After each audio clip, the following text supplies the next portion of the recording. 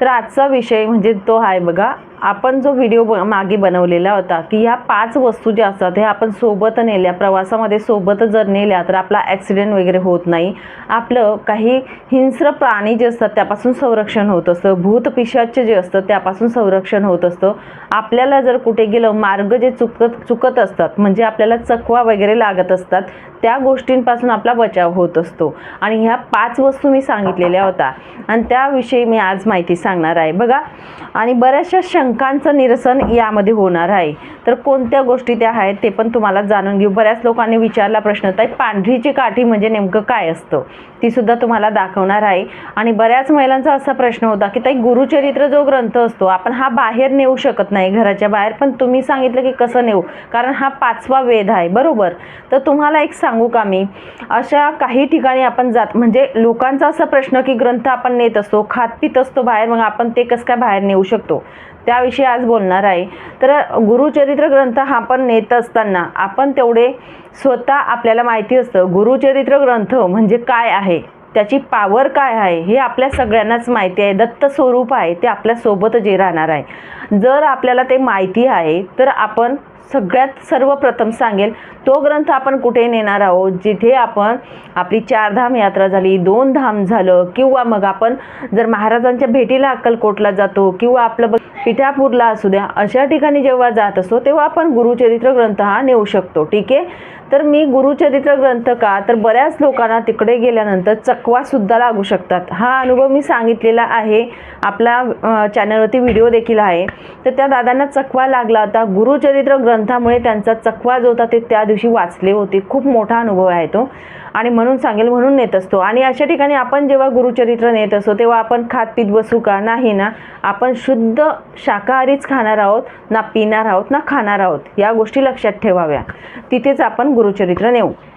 दुसरं म्हणजे जिथे आपण प्रवासाला जातो देवांच्या ठिकाणी तिथे आपण ग्रंथ नेत असतो, किंवा कुठली बघा जपमाळ अगदी नेली तरी सुद्धा चालत असते, आपल्या पर्समध्ये राहू द्या. आणि प्रवासाला म्हटलं दूरचा प्रवास आहे किंवा कुठे खूप दूर जाणार आहे, मीटिंग आहे किंवा या गोष्टी आहेत, तिथे तुम्ही पांढरीची काठी जी असते ती नेऊ शकतात. आता पांढरीची काठी जी असते ती प्रत्येक ठिकाणी तुम्ही तुमच्यासोबत ठेवू शकतात, पर्समध्ये सुद्धा ठेवू शकतात. त्या काठीला काही एक नियम नाहीत. ज्या पद्धतीने ग्रंथ आपण नेत असतो, स्वामी चरित्र सारामृत असू द्या, दुर्गा सप्तशती, मल्हारी असू द्या, या ग्रंथांना जे नियम असतात की जसा प्रश्न होता की ताई आम्ही बाहेर गेलो आपण तर आपण खातो पितो मग ग्रंथ आपल्या सोबत राहतात, या ग्रंथांचा अवमान होईल, अपमान होईल या पद्धतीने. तर तुम्ही पांढरीची काठी अशी असते की ती आपल्या पर्समध्ये कायम तुम्ही ठेवू शकतात, त्याला कुठलाही नियम वगैरे नाही.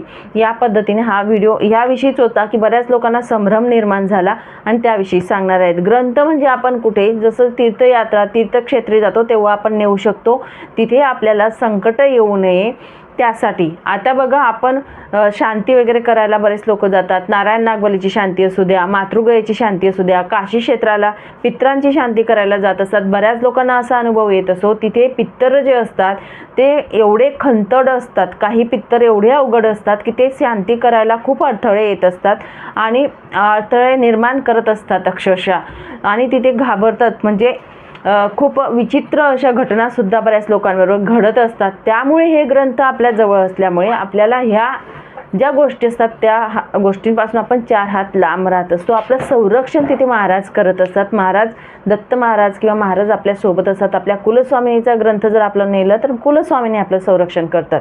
ठीक आहे. या ठिकाणी आपण हे ग्रंथ नेऊ शकतो, पण पांढरीची काठी जी असते ती इतर ठिकाणी आपण नेऊ शकतो. आता पांढरीची काठी कशी मी तुम्हाला दाखवते बघा. ही जी आहे ही पांढरीची काठी बघा एवढीच येत असते. ही आपल्या दिंडोरी प्रणीत केंद्रांमध्ये मिळून जाते. दिंडोरीला जर तुम्ही गेले तिथून आणली तरी सुद्धा चालेल. पूजा भांडारवाले असतील तर त्यांना सांगा, ते सुद्धा तुम्हाला आणून देतील.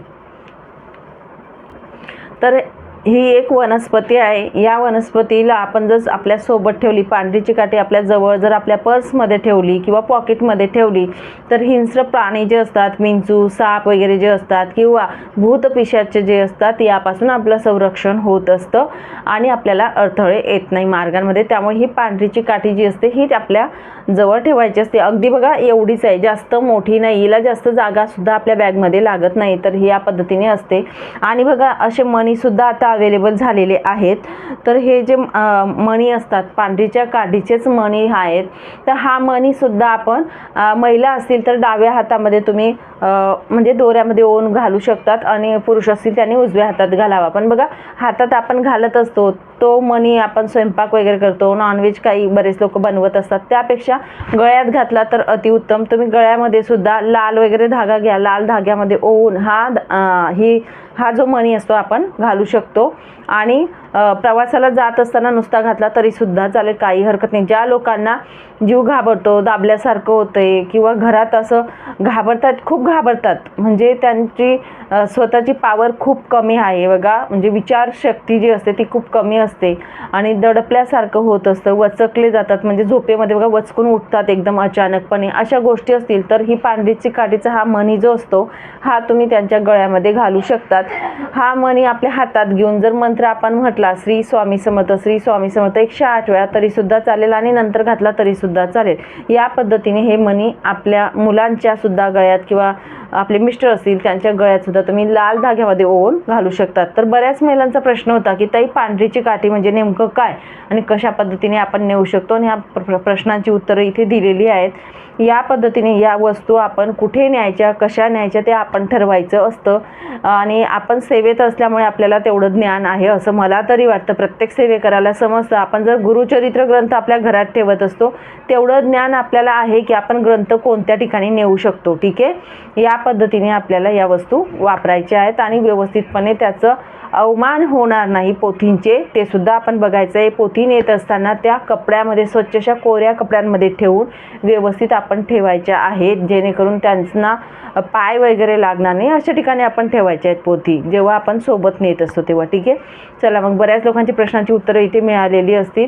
सांगितलेली माहिती खूप महत्त्वाची होती, त्या व्हिडिओमध्ये सांगायचं राहून गेलं, म्हणून आज परत हा छोटासा व्हिडिओ तुमच्यापर्यंत पोहोचवायचा एक प्रयत्न केला. चला मग इथेच थांबते, नंतर अजून भेटेल अशाच व्हिडिओसोबत. श्री स्वामी समर्थ अवधूत चिंतन. श्री गुरुदेव दत्त.